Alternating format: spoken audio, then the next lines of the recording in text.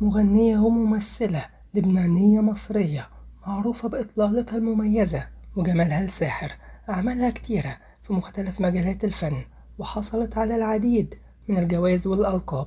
الفنانة هيفاء وهبي تعتبر إحدى أهم مشاهير الوطن العربي، ووصلت شهرتها للعالم كله. خاضت طريق طويل علشان توصل للشهرة، وشاركت في بدايتها بمسابقة ملكة جمال جنوب لبنان، واشتغلت عرضت أزياء وموديل عديد من الفيديو كليبات لحد ما وصلت بالتدريج الشهرة اللي هي فيها دلوقتي. وشاركت في العديد من الأعمال التلفزيونية والسينمائية، وحققت نجاح كبير خصوصا في فيلم دكان شحاتة وفيلم حلاوة روح. وفازت هيفاء وهبي خلال مسيرتها الفنية بجوائز كتيرة، وأحيت حفلات كتيرة، وكانت من ضمن أعضاء لجنة تحكيم برنامج شكلك مش غريب، واللي اتعرض على قناة MBC.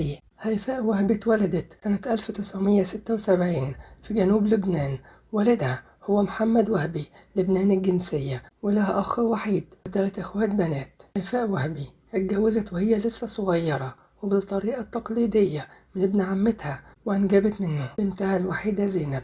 لكن جوازهم ما استمرش كتير، وانفصلت عنه سنة 1998. في إبريل سنة 2009 اتجوزت هيفاء وهبي للمرة التانية رجل الأعمال أحمد أبو هشيمة، واستمر جوازهم 3 سنين ونص، وانفصلوا في نوفمبر سنة 2012. وهيفاء وهبي حصلت على عدة ألقاب في الوسط الفني، منها عطر الليل وقمر روتانا ومارلين مونرو الشرق، وده بسبب جمالها وجاذبيتها المميزة.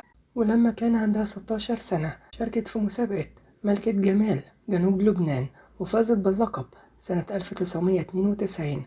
وبعد كده انطلقت في مسيرتها الفنية، ولما اشتغلت كعارضة أزياء نالت شهرة واسعة في الوطن العربي، وصورت بعض الإعلانات التجارية.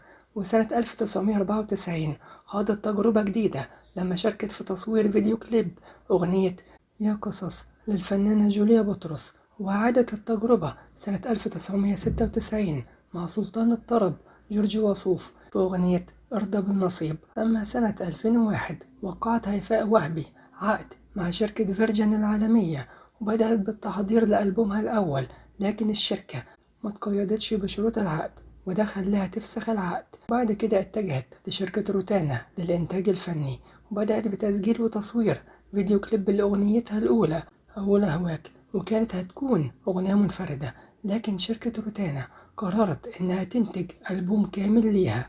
وسنة 2002 أطلقت أول ألبوم غنائي بعنوان هو الزمن، بالإضافة لأغنية أول أهواك اللي صورتها مع المخرج اللبناني سليم ترك. وبعد كده الكليب ده أحدث ضجة كبيرة، وآثار آراء النقاد والصحفيين بسبب رقصها الاستعراضي وأزيائها. وفي 2005 أصدرت ألبومها التاني مع شركة روتانا بعنوان بدي عيش، وبرضه حقق نجاح كبير ونسبة مبيعات مرتفعة. وفي 2005 شاركت هيفاء في برنامج الوادي لما كانت ضيفة دائمة، وقدمت فيه مجموعة من الأغاني أطلقتها بعد انتهاء البرنامج بعنوان فرشت الوادي في أوائل 2006. وفي 2008 أصدرت ألبومها الرابع بعنوان حبيبي أنا، وحقق نجاح كبير. وفي 2009 لعبت دور البطولة في فيلم دكان شحاتة، والفيلم حقق نجاح كبير. وسنة 2010 رجعت تاني لشركة روتانا وأصدرت أول ألبوم للأطفال باسم بيبي هيفا، وحقق شهرة كبيرة في الوطن العربي. وفي 2014 قدمت فيلم حلاوة روح، واللي اتصدر شباك التذاكر وحقق نجاح كبير. وبعد كده تابعت هيفاء وهبي أعمالها التلفزيونية، وشاركت في المسلسل الدرامي مولد وصاحبه غايب ومسلسل مريم.